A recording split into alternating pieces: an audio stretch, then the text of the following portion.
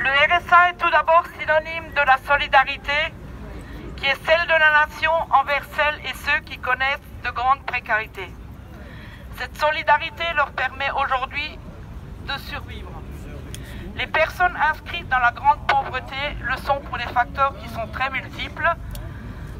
Donc passer de l'état de charité à l'état de droit, c'est reconnaître l'être humain qui a été victime d'un accident de parcours. Or, depuis la création du...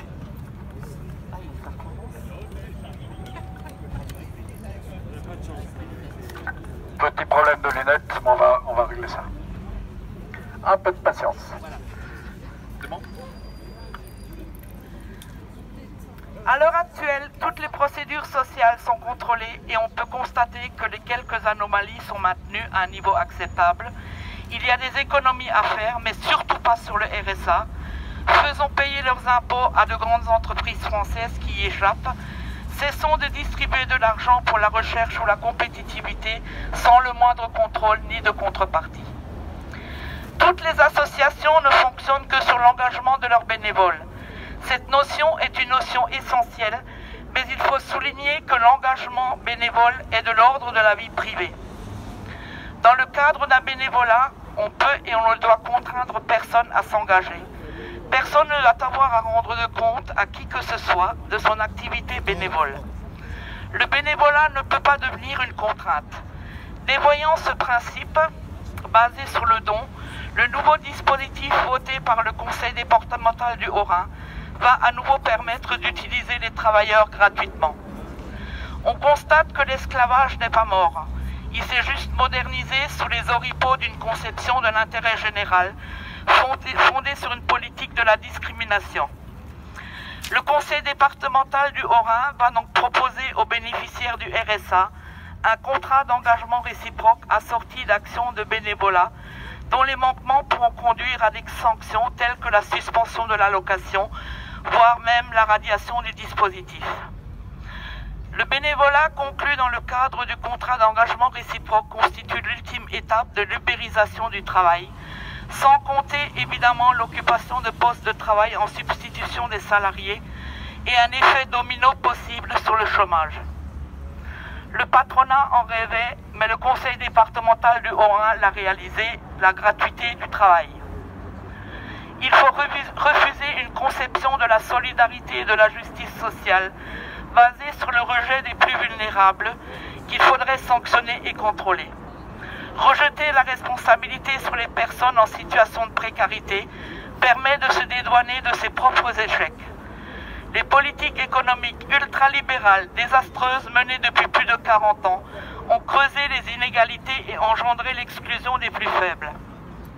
Dans ce contexte, il est de notre devoir de dénoncer les méthodes fondées sur la discrimination de groupes sociaux, à contrario de l'intérêt général et en totale discordance avec les valeurs républicaines qui font la société, parce que nous sommes porteurs d'un travail social respectueux des plus vulnérables et non objet de politique publique assujettie au dogme de la stigmatisation et de la logique comptable.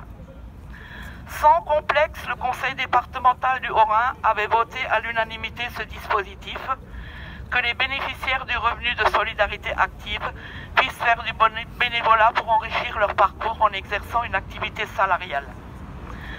Pour le Conseil départemental, il ne s'agit surtout pas de leur imposer le RSA contre 7 heures de travail obligatoire, sous forme dérisoire de bénévolat, annonçant quand même que cela leur serait bénéfique pour leur avenir.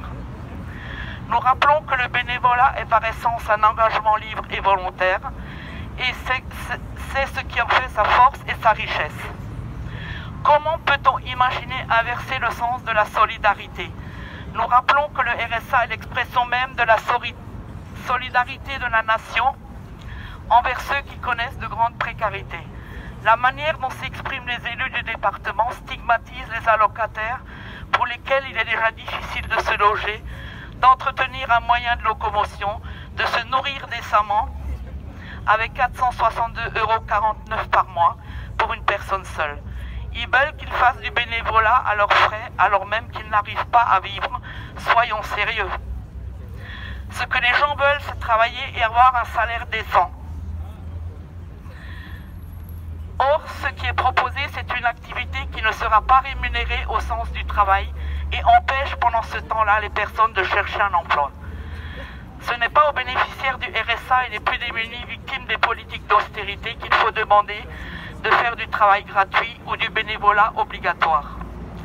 Quant aux économies dans le budget du département, nous proposons que l'État paie d'abord ce qu'il doit suite au transfert des compétences du RSA et constate que même après avoir travaillé dans une association d'insertion par l'activité, les bénéficiaires ne trouvent pas d'emploi à la sortie. Ce qui nous pose question,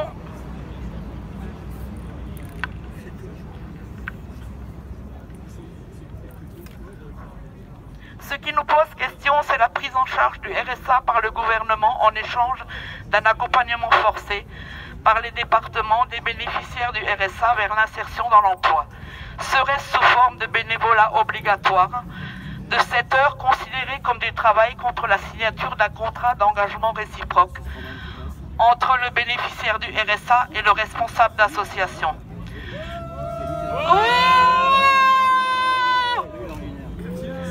Nous proposons une alternative économique où le droit à l'emploi pour toutes et tous doit devenir une grande cause nationale. Il nous semble indispensable de créer un grand service public national de la formation continue tout au long de la vie afin d'anticiper les besoins et de développer les nouveaux métiers liés aux défis de la révolution informatique et de la transition énergétique. Au moment où certains prônent la régression à travers la flexibilité à outrance du marché du travail, où d'autres se focalisent sur un simple revenu universel, nous démontrons qu'il existe des solutions alternatives pour répondre aux grandes évolutions du monde du travail. Sans rentrer dans le détail, il faut insister sur les grandes orientations que nous mettons en débat. La première d'entre elles, c'est de protéger les travailleurs tout au long de leur carrière professionnelle à travers une sécurisation de l'emploi et de la formation, loin d'une sécurité sociale professionnelle au rabais prônée par le gouvernement à travers le compte personnel d'activité. Nous portons une proposition bien plus ambitieuse, celle d'assurer une continuité des droits sociaux et des revenus tout au long de vie. La seconde orientation, c'est la priorité donnée à la réduction du temps de travail, qui doit permettre de créer des emplois et d'accompagner un nouveau modèle de développement économique, écologique et social. Enfin, l'originalité de cette proposition de loi, c'est de s'attaquer aux structures qui engendrent de la précarité et des inégalités sociales en rééquilibrant le rapport de force au profit des travailleurs et des citoyens.